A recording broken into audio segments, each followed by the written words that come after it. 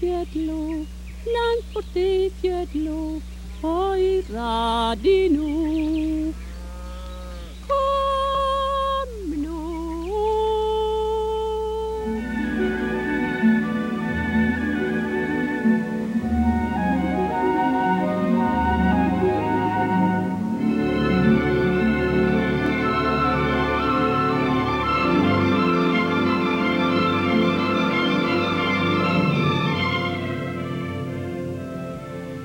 For thousands of years, a thick sheet of ice covered this land.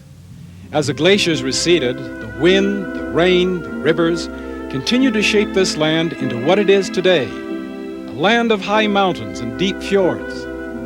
Gradually, people from the south settled here. They built their villages in the fjords and along the coast because the interior was almost impassable during the winter. Yes, it was a harsh land. Only the hardiest survived. They were eventually called Norsemen, meaning people of the north. And that is what our story is about.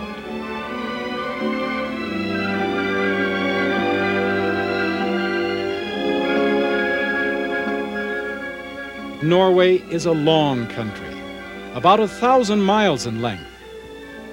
About a quarter of the length of this country lies north of the Arctic Circle. The capital and major city, Oslo. The symbol of this city has become the Holmenkollen ski jump. Every March, 100,000 spectators come here to see the World Championships.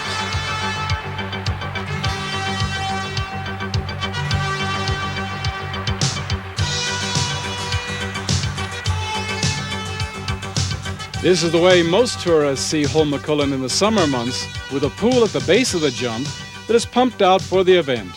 And in the background, the city of Oslo in the Oslo Fjord. Oslo has been on this site for the past 900 years. Today, it is Norway's capital and the largest city with a population of 500,000. But this area is equal to that of Los Angeles in size. The City Hall, built in 1955, is surrounded by works of art by Norwegian artists. The statues along the front steps depict various occupations of construction workers. Unusual statues are everywhere. Norway's great novelist and poet Bjørnson, who was the winner of the Nobel Prize for Literature in 1903, looks out from the National Theatre, where he often directed plays. Oslo's ideal for shopping, since the main stores are in the center part of the town, within easy walking distance. Modern malls are now a part of the Oslo shopping scene. And by the way, you'll have no difficulty getting around on your own, since most Norwegians speak English. You're not in Oslo very long before you realize that the Norwegians enjoy a high standard of living. Most families own automobiles, and two-car families are common. Stores are stocked with the luxuries of a modern society. Part of their prosperity is due to the oil discovered in the North Sea off the southern coast of Norway. In the month of July, the Norwegians generally go on vacation, leaving the city to the tourists. Of course, shops are still open, and we walk past many store windows and see beautiful items that we can purchase here in Norway, such as Norwegian sweaters. Before you do go shopping, I would suggest that you come here to the Design Center in Oslo, where they have a display of the finest products that this country manufactures. After you've looked around, then go out and make your purchases. I'm sure that you'll be much happier with what you get.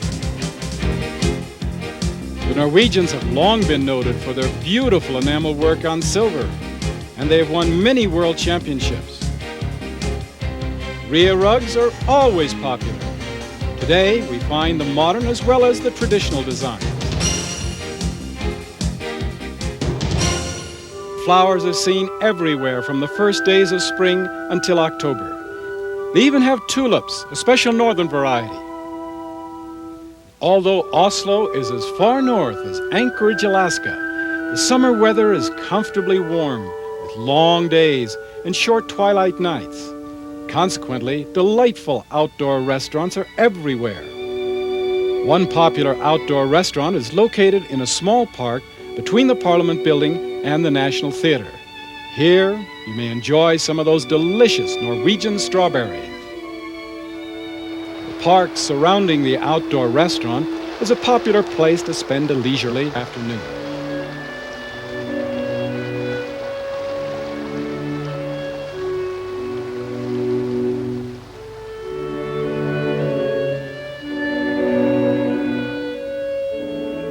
In recent years, the city has permitted sidewalk stalls to be set up along one edge of the park. Here you can buy imported items, mostly jewelry, at some very good prices. In the evening, hundreds of young people crowd the downtown park or visit movie houses, theaters, or 22 of the city's nightclubs. You'll hear English, French, German, Italian, and Arabic. Many waiters even speak Norwegian with a foreign accent. Because of the immigrants and students from abroad, Oslo has acquired an international flavor. It also still features many typically Norwegian highlights. For example, Vigeland Sculpture Park. Back in the 1920s, Gustav Vigeland donated all of his works of art to the city. The city put his statues in this park where you may see them today. Right in the middle of the park is a 55-foot monolith with 121 figures piled on top of each other. Now, Gustav Vigeland said that that was the symbol of his religion, but he never told anyone what it meant. He said that as each person stands there, he must decide for himself its meaning. Surrounding the monolith are statue groupings depicting every facet of human life and emotion: love, hate, fear, happiness. Vigeland Sculpture Park contains one of the most impressive works of contemporary art, and all of it created by one man.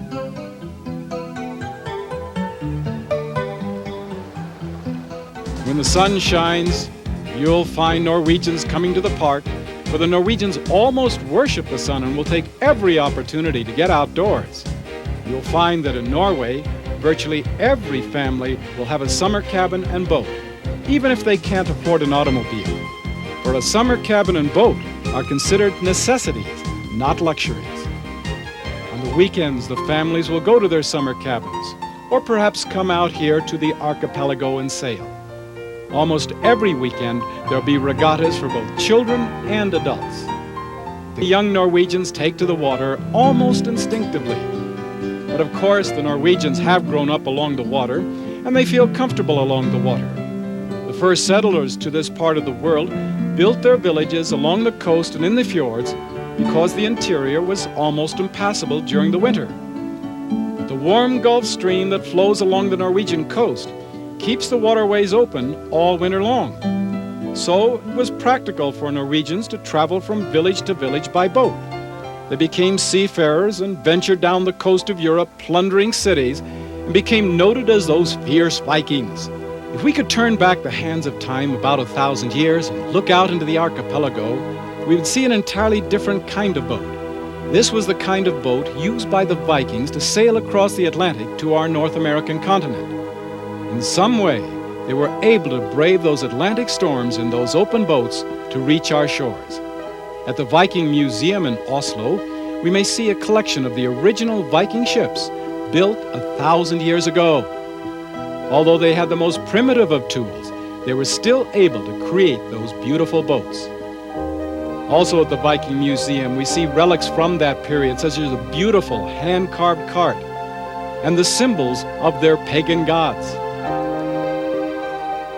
These gods were found on the staved churches built in the 11th and 12th centuries because that was the period of transformation from paganism to Christianity. The people would not go in these churches unless they saw the symbols of their pagan gods on the outside together with a Christian cross. And by the way, it was the coming of Christianity that finally brought an end to the Viking era.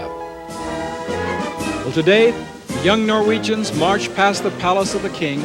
There on the balcony above stand the royal family waving at the citizens below. Of all the colorful celebrations that we find in Norway, the most important to the people would have to be their Constitution Day celebration. On this day, every Norwegian has the opportunity to express his love for his country and respect for his king. And thousands parade through the streets of Oslo, waving their flags high and proudly. Norway does have a king, but it's a democratic monarchy. The members of parliament elected by popular vote. They are the ones who plan the destiny of this country, with the king basically a figurehead. But I know of no other country in the world where the king is more loved than here in Norway.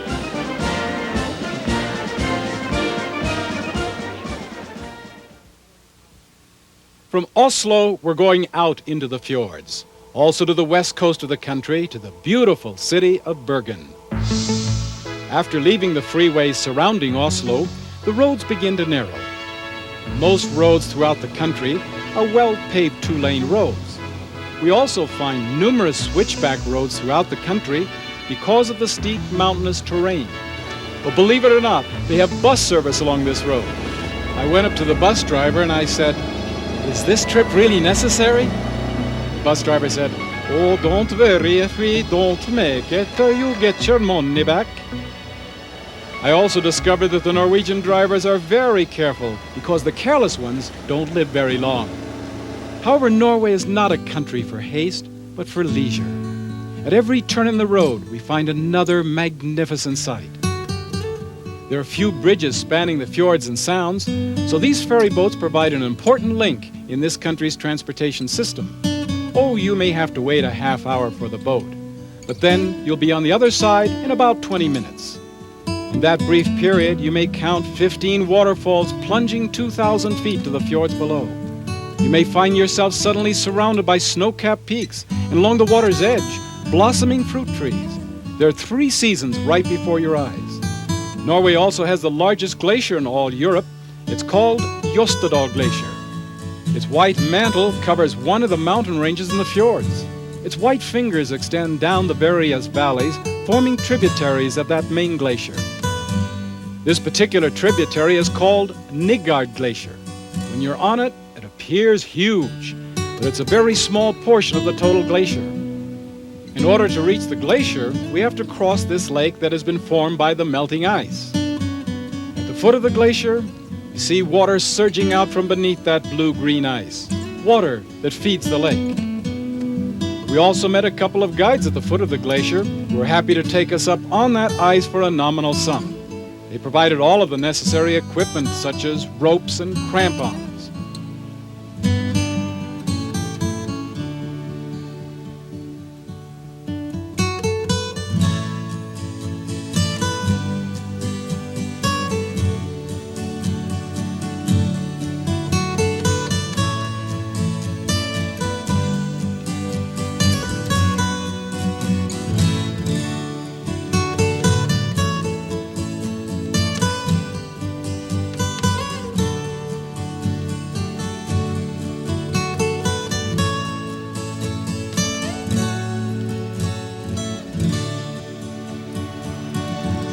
Melting glaciers feed the rivers and waterfalls all summer long.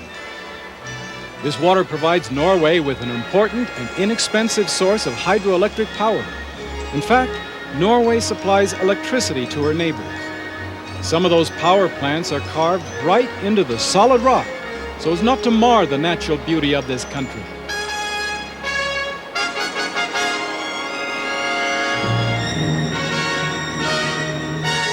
Those of you who are campers will find Norway a camper's paradise. Those of you who are traveling by automobile have the rare pleasure of sampling some of the delightful country inns such as Roisheim. 300 years ago, this was a working farm. But about 100 years ago, they turned it into a tourist hotel, and it has been that ever since. Here you have the opportunity to enjoy the flavor of old Norway. The bedding in Norway is a bit different from what we have. They use eiderdown quilts. You're supposed to wrap that quilt around you as a cocoon, hoping to stay in it all night. Do you know what this is? An iron. Nothing more than a wooden slat with a handle attached to it. You move it back and forth across the linen. The friction creates the necessary heat to iron the linen. That's the way they used to do it. You may wish to take a ride through the countryside by horse and carriage. You will pass buildings that have stood here for centuries. You truly feel as though you've stepped into the past.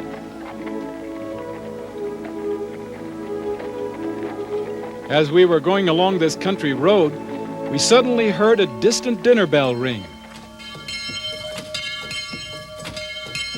That horse of ours galloped back to the farm. We couldn't even stop him. He knew what was waiting for him. After coming to one of these dinners, it doesn't take a great deal of encouragement to come the second time. Along the west coast is the city of Bergen, the second largest with a population of 220,000 in Greater Bergen. It's often called the most beautiful city in Norway, located at the gateway to the fjords and to northern Norway. The main shopping area extends all the way down to the wharf, where we find the outdoor market where one may buy everything from flowers to reindeer skins. The people of Bergen are very proud of their city, and rightly so. However, other Norwegians claim that those who live here brag excessively about their town, and there are many stories about the people of Bergen. There's one story about a youngster from Bergen who was attending school in a neighboring town. On the first day of school, the teacher asked the youngsters where they were from. All the students replied, except this one little boy from Bergen who refused to say. Well, at the end of the day, when the other students had left, the teacher approached this one youngster and asked him why. He stood up proudly and said, "Well, teacher, I'm from Bergen, and I just didn't want to brag on the first day." Also along the wharf are the old buildings from the Hanseatic League. 400 to 600 years ago, German merchants came here to establish commerce with the Norwegians. But they did not want to socialize with them, so they built their own apartment houses, warehouses, and stores. They stayed to themselves, except for business. Only German men were sent to Norway to be certain that they would return to the fatherland. Those old buildings are in striking contrast to the rest of Bergen, where this city is ultra-modern in every respect, enjoying the most modern amenities of any society. Steamships come and go every day, as well as hydrofoil boats that take us speedily to the various communities along the coast. Since there's so much water, there are boats everywhere. They're certainly well used on the weekends and during summer vacation. It's not surprising that an inspiring country such as Norway would father one of our great composers, Edvard Grieg. Grieg had his home here on the outskirts of Bergen. His home today looks exactly as it did when he lived here 90 years ago. It was here where he did much of his work, for he was inspired by the beautiful fjords, the mountains, and the forest. Grieg so loved his home that he asked to be buried here. Just below the house, near the water's edge, carved in the solid rock, is a crypt in which Edvard Grieg and his wife Nina are entombed.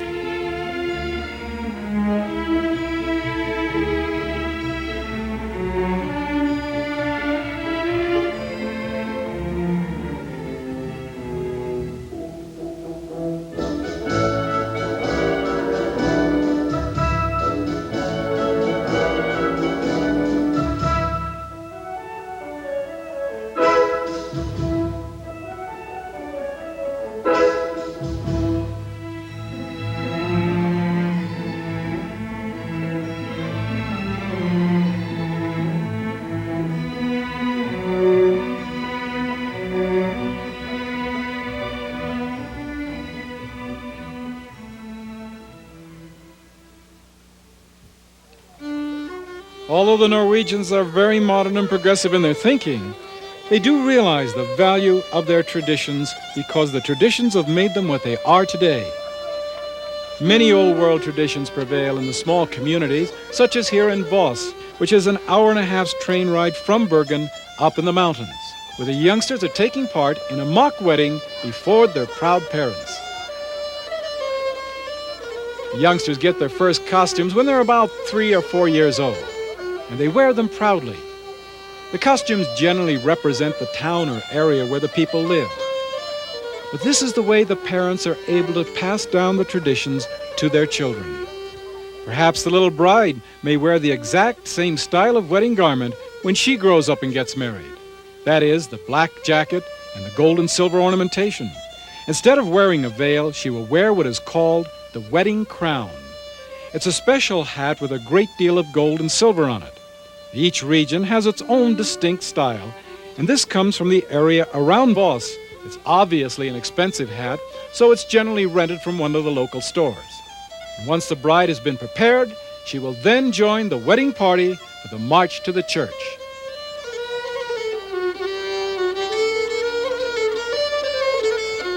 I spoke to these young people before the wedding. They told me that it really didn't make any difference to them whether they were married this way or with the white wedding gown. They said that they were doing this more out of the wishes of their parents. I felt that it was significant that these young people were sensitive enough to their parents' wishes to do this.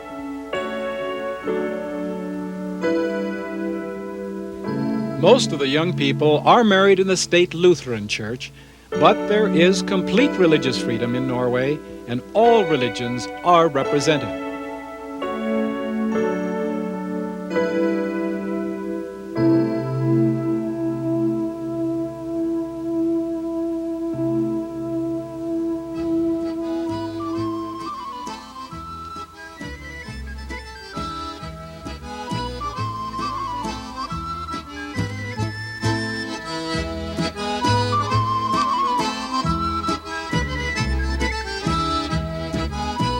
The guests are served a traditional glass of cognac before entering the dining room for dinner.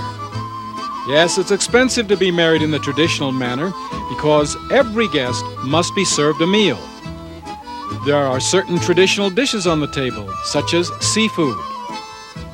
At the head table is the wedding cake that looks like a pile of donuts on top of each other, getting smaller at the top. And following dinner, the wedding party, together with all of the guests, will go to the reception hall and dance throughout the night.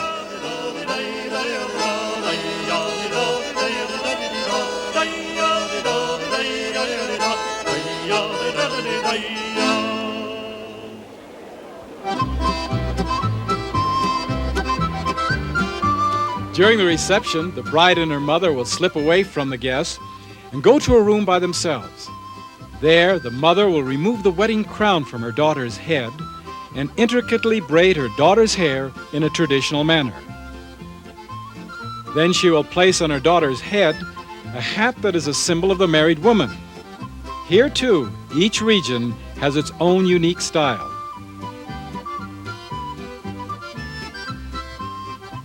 The bride and her mother will then return to the reception, with now the bride an accepted member of the married community. The young couple will try to find an apartment in town, but that's often difficult. They'll probably commute from one of the suburbs.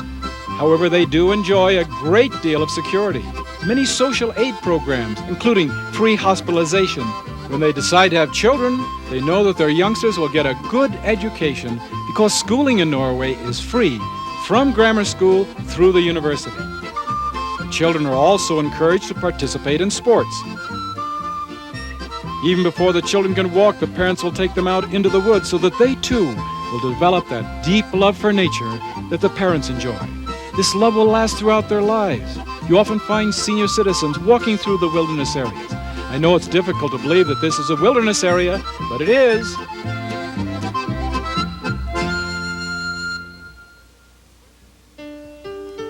Well, in the winter, this is what you might expect to find. 10 to 20-foot snowdrifts along the roadways.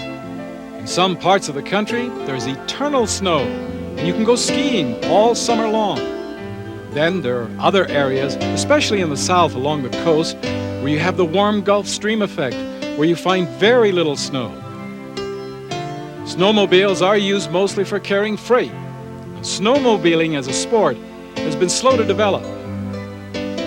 Instead, Norwegians would rather go cross-country skiing, and when the sun is warm, you'll find them skiing in their bathing suits. Yes, the Norwegians take every opportunity to get out to their mountain cabins and to enjoy the magnificent scenery. It's not uncommon to see a couple stopping their car along the road, taking a card table from the trunk, climbing up on a snowbank, putting that card table on a pile of rocks, sitting there, eating lunch, surrounded by snow. Why does anyone in his right mind want to sit on a pile of cold rocks and eat lunch? But the Norwegians will tell you, every season has its own quality, and the Norwegians love every season. As the springtime approaches, the snow begins to melt. In the month of March, the Norwegians go on what they call a spring vacation. For 1 week, much of the country closes down, and everyone goes away. After experiencing a Norwegian winter, well, you may expect to find that people would like to go southward to the warmer climate. But you know what most of them do? They go right back up to the mountains for one last week of skiing before the snow disappears.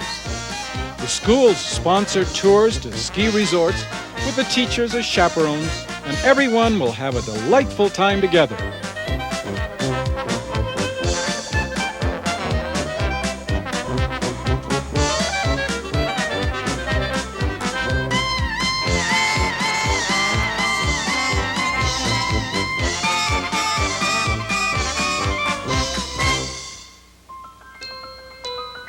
The warm spring sun is the first indication that the long winter is finally coming to an end.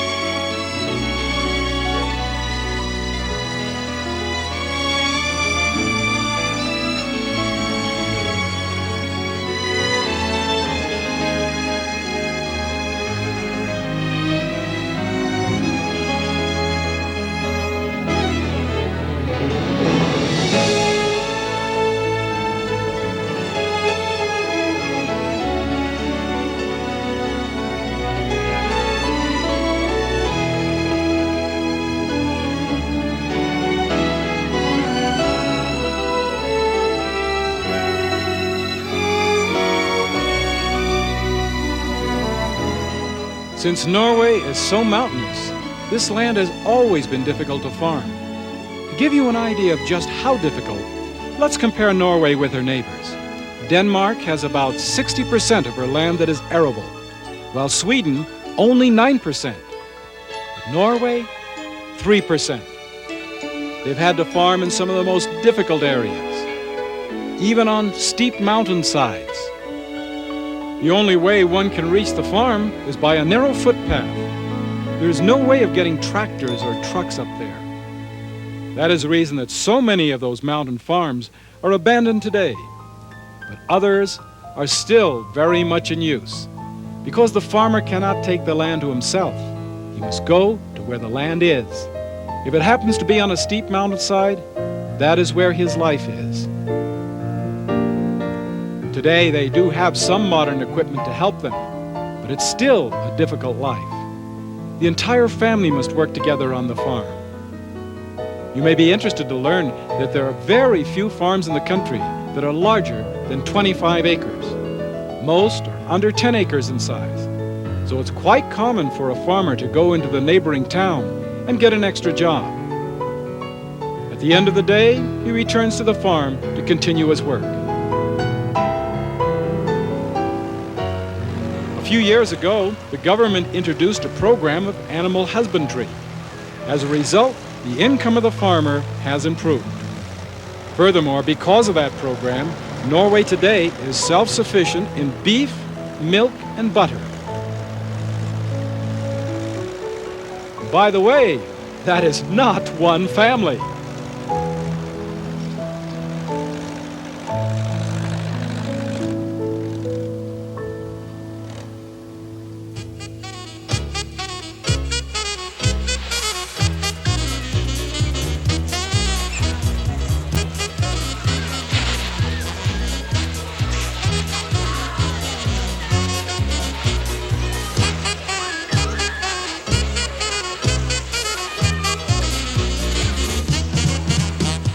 While the youngsters are playing in the hayloft, the women on the farm are making what they call flatbrød, or lefse. It's a special peasant bread that is made from ground-up potatoes, kneaded into a pizza shape, placed onto a hot griddle for a couple of minutes, and then turned over. It tastes similar to a thin, unsalted soda cracker. You can buy it commercially in the markets, but it's not nearly so good as the homemade kind. So about every 6 months, the women on the farms will get together and make lefse. Although it's difficult to earn a living as a farmer in any industrialized country, the Norwegian farmers have a good standard of living. However, their food is generally more expensive. There are some food items that are less expensive in Norway, such as milk and bread. Since Norway is so mountainous and the weather inclement, life among the farmers has always been uncertain. It's not surprising that they were superstitious. They believed in many things, including trolls, who were giants living in the mountains and in the fjords. They performed mischievous deeds. I would like to let a Norwegian tell you about their customs and superstitions. Superstition is nothing unique for the people of Norway. Supernatural beings have lived and are still living all over the world. We have a man here whose name is Arne Taraldsen, and he has on many of his walks on the mountains and in the forest met them, and he will, with his drawings, show you what they look like. First there are the trolls. Troll can be so old that trees grow on them. They've always got a very big nose, and this one is 2,000 years old. It grows Christmas trees, juniper bushes, carrots, and in the winter, ice. If the trolls are out in the sunshine, they will explode and they will turn into stones, and that is why we've got so many stones in Norway. He has a skiing stick and he just grabs a Christmas tree and he uses that. And he has always got a tail. His tail is very useful for steering when he's doing slalom. For every year there's a new fashion in skis, but he don't wear any boots. He likes to have fresh air on his toes. Oh yes, he's got 5 toes.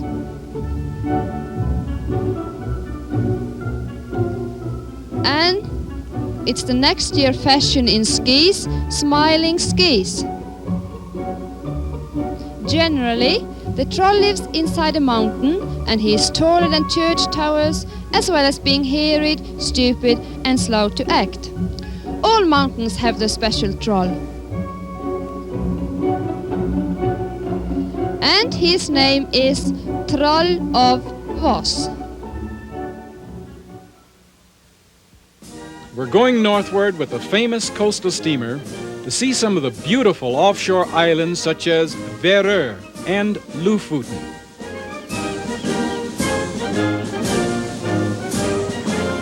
During the summer, on board ship, you may find yourself serenaded by a group of school children touring their own country under the sponsorship of the school system. Yes, it's a wonderful way for these young people to learn more about their own country.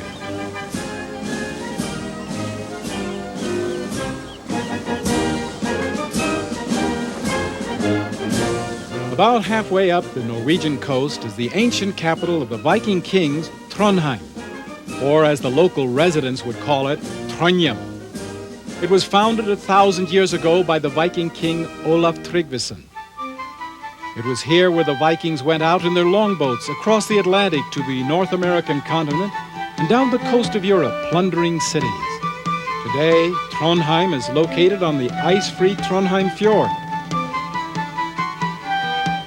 It is the country's third largest city with a population of about 130,000. The city still retains much of the flavor of the past in its centuries-old buildings that have been tenderly preserved. Some of the buildings have been turned into warehouses, rental stores, and attractive apartments that sell or rent at premium prices. Old bridges have been preserved as mementos of the past. The city of Trondheim has long been a shipbuilding and fishing center. Today, fishing is still an important part of Trondheim's industry. Walk along the wharf and watch fishing boats ply back and forth. Or you may wish to buy some shrimp directly from the fishermen. Most of the seafood will be found in the large indoor fish market. This is where the locals buy their food. Yes, seafood is a very important part of the Norwegian diet, and it's common that a Norwegian family will have seafood 3 or 4 times a week. Virtually every town in the country will have a place where the farmers may sell their produce directly to the housewives, and generally at prices a little less than in the neighboring stores. Norwegian strawberries are outstanding in flavor and size. Raspberries are also plentiful in Norway. Raspberries often grow wild along the country road. All you have to do is stop your car along the edge of the road, reach out the window, and gorge yourself on fresh raspberries. You often find signs in English throughout the city, since Norwegians realize that most foreign visitors can't speak Norwegian. Local residents want to make it convenient for travelers when they're visiting Trondheim.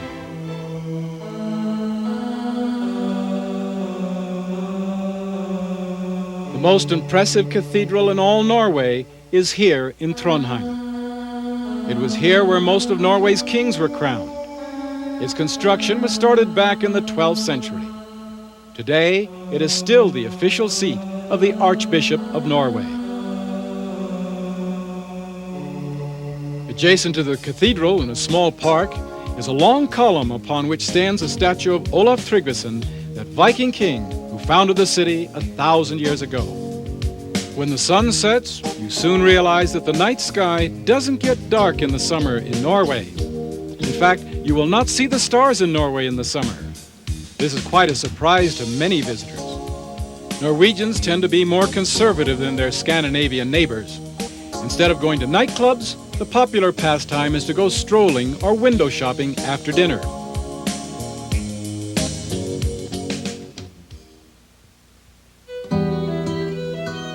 As we continue farther northward with the coastal steamer, we come to the Arctic Circle in the island of Værø. About 1,000 people live on this island, most of whom are fishermen and a few farmers. Although they are a bit remote, they have all of the modern conveniences: indoor plumbing, electricity, telephones, television sets, and modern schools.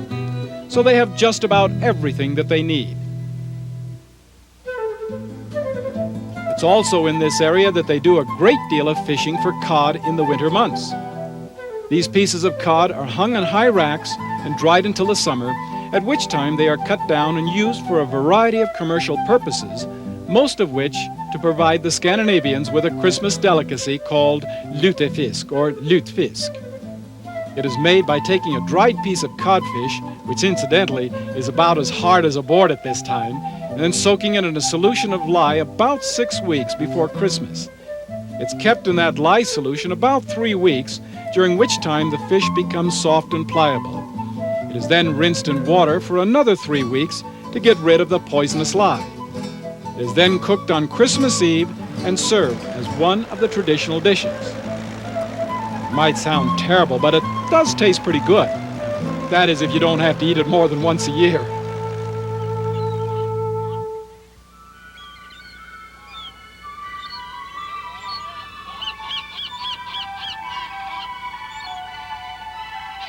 Here on Værø is a huge bird sanctuary where we find millions of seagulls, puffins, and other seabirds nesting in the rocks. Occasionally, you may find local residents coming here to gather seagull eggs. They told me that they prefer seagull eggs to chicken eggs. Some environmentalists would be critical of what you are seeing. But please keep in mind that they do this strictly for their own consumption. It is not done commercially. They take very few eggs compared to the millions that are found here. Anyway, who in his right mind would want to risk his life climbing among these rocks, gathering seagull eggs, unless he had a real craving for them?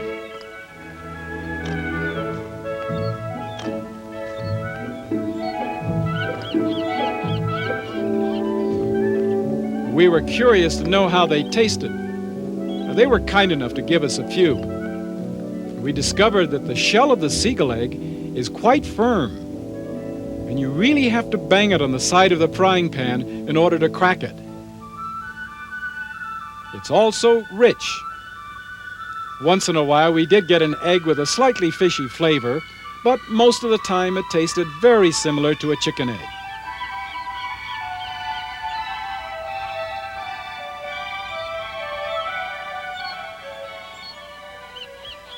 As we continue a little farther northward with the coastal steamer, we come to the Lofoten Islands, certainly among the most beautiful along the entire Norwegian coast. It's in this area where they're doing a great deal of oil exploration. Oil was discovered in the North Sea off the southern tip of Norway. They're now finding huge oil and gas deposits along the entire coast of Norway, even north of the Arctic Circle. So it looks as though Norway is fast becoming a major oil-producing country.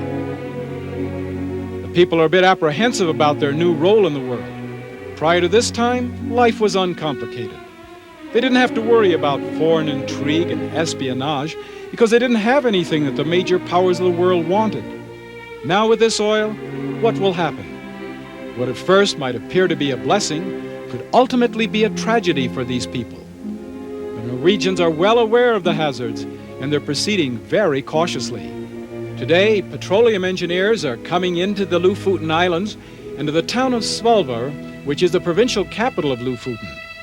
Today, it's a picturesque fishing community, but because of the discovery of oil and gas, who knows how it will look 10 years from now.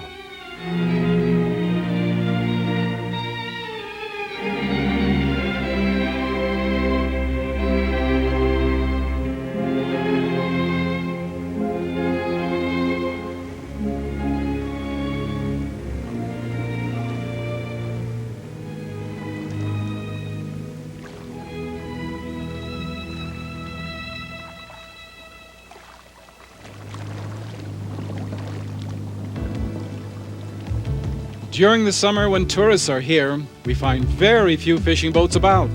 Some of the fishing villages are totally deserted. Occasionally you may find a fisherman going out into the bay, catching a few fish with line and hook.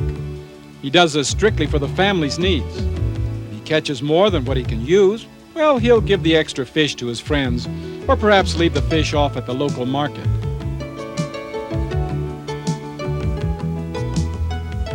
But if you happen to be here in the months of January, February, and March, this is what you will see. Millions of fish along the Norwegian coast. The reason that there are so many fish during this time of the year is that the fish will leave the cool Arctic waters and come along the Norwegian coast into the warm Gulf Stream to do their spawning. Then the fishermen are out by the thousands. Yes, fishing is one of the major industries of Norway. They have developed many modern fishing techniques that are used around the world today. Norwegians have also been leaders in whaling and have developed many modern techniques there as well. In recent years, Norwegians have placed a partial moratorium on whaling because the whale population has declined to a dangerously low level. However, other international competitors have not seen fit to stop the whaling. Unless they do, these mammoths of the sea may become extinct because of man's greed. We're going to visit a small fishing village along the southern tip of the Lofoten Islands. Its name, Rene. Population, 650. It was certainly the most picturesque fishing village I had visited. It was surrounded by magnificent fjords and rugged mountain peaks. If you would like to visit Rene, and you happen to be in Oslo, for example, you would have to fly northward for about 2 hours to the town of Bodø on the Arctic Circle on the mainland. There you would board a coastal steamer and stay on that for several hours until you reach the town of Svolvær in the Lofoten. Then you would have to rent an automobile and drive for 2 days along narrow dirt roads, crossing fjords and sounds on those small ferry boats. Eventually, you would reach Rene. You might say to yourself, I must be at the most remote village in all Norway. But that just isn't true. For there are even more remote villages in the nearby fjords, and this shuttle boat will take you to them. Some of those remote villages may not have more than a couple of homes, others up to a dozen. Every morning, this boat will go out, gather the school children from the villages, bring them back here to Rene, and at the end of the day, return the children to their respective villages, some of which are an hour and a half's boat ride away. So some of the school children must spend 3 hours a day on this boat. If the sun does shine, well, you may find the youngsters on deck studying their lessons or perhaps reading a magazine. Those remote villages do have electricity and telephones, but those are about all of the modern conveniences. Occasionally, the weather can be so poor that the boat can't risk picking up the school children. Then, the children have to call in for their lessons. Once in a while, a storm will develop during the day, making it impossible to return the youngsters to their homes. Then they must spend the night at school. There are special facilities set up just for that purpose. You might ask the question, why does anyone want to live in such a remote area as this? And yet, if the government were to build roads to these villages, many of the people would pack up and move away because they would not want to live near those ugly bands of concrete, those symbols of civilization. Yes, you cannot begin to understand a Norwegian until you understand his instinctive love for nature. As we continue farther northward with the coastal steamer, we will visit the towns of Tromsø and Hammerfest. We pass many beautiful islands and fjords en route, one of which is called Trollfjord. The entrance is barely wide enough for our ship to pass. Once inside, we come into a small bay, just large enough for our ship to turn around and go right back out again. There are no docking facilities here. The ship comes in only during the summer when the weather permits and when tourists are on board. Believe it or not, we saw 2 small farmhouses at the end of that bay, totally isolated from all civilization. No roads, no telephones. They had to come and go by their own means, and that was by boat. The nearest store was a 2 hours boat ride away. You wonder why some Norwegians have chosen to live in such a remote area.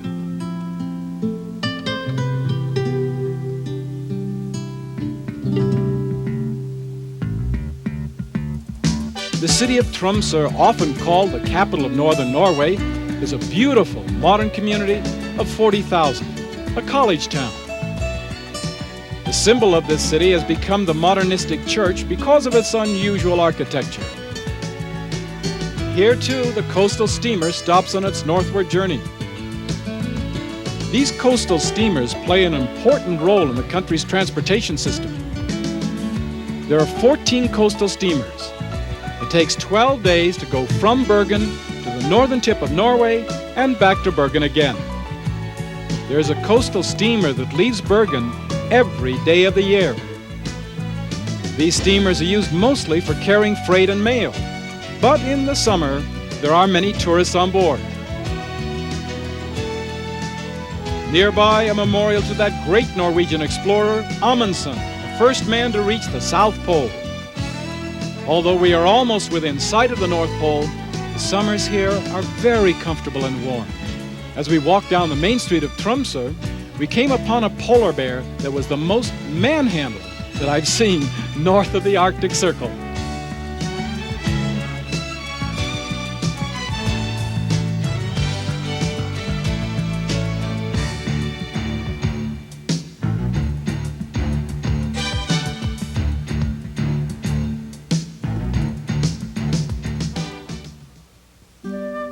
Hammerfest, the most northerly city in the world, on the 70th parallel, as far north as the northern tip of Alaska. The town was destroyed during World War II, but it has been rebuilt, and today it's a commercial fishing center.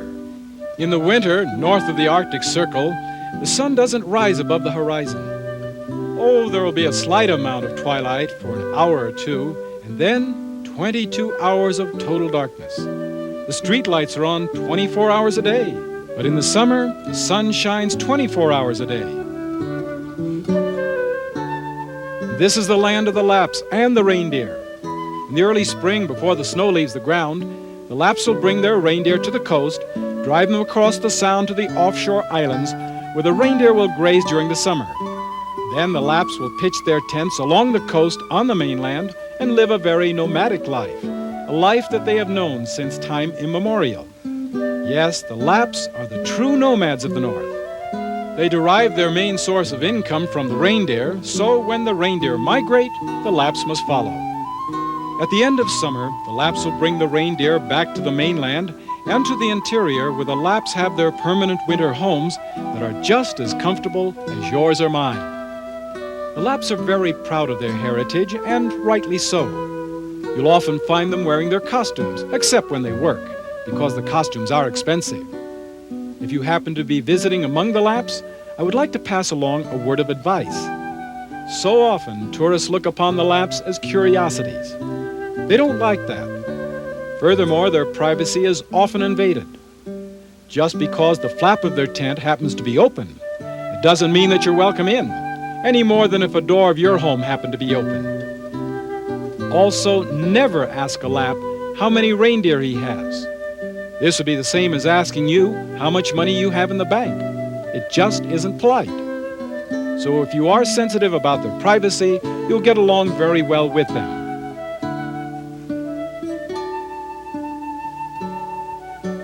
But life here in the north is so different. There are vast wilderness areas where no one lives except for the wandering Lapps.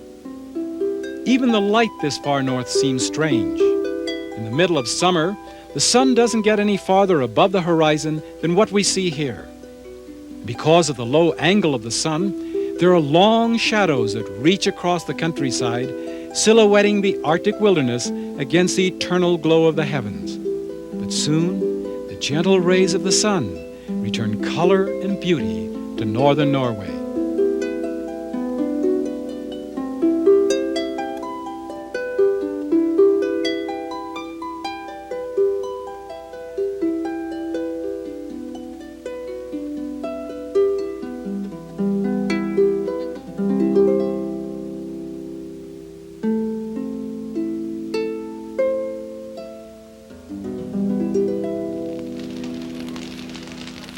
In June, on the eve of the longest day of the year, everyone from the largest city to the smallest village will gather along the river banks and fjords, build huge bonfires, and dance through the night to those old world melodies.